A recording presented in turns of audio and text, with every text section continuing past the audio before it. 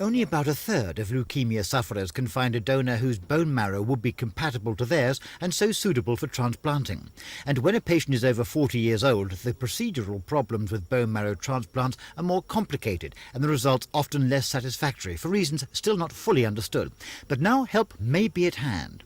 Researchers have discovered that after patients have had chemotherapy treatment, their bodies tend to produce a surplus of stem cells, which overproduce millions of red and white corpuscles in their blood.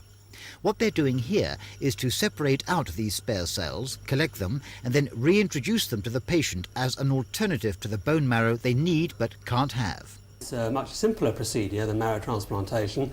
Apart from anything else, one's using the patient's own cells, so there's no problems of rejection or graft versus host disease. And there are a number of other centres, both in this country and also worldwide, who are starting to experiment with this very technique. Would it have any effect on treatment of other forms of cancer?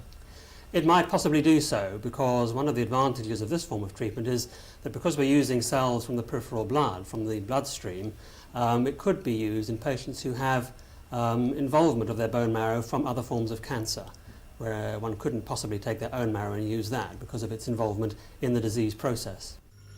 And so far, 3 patients here have been given this new treatment to help combat their leukemia, and the results have been very encouraging. Christopher Rainbow for Thames News. Christopher Rainbow in Harrow.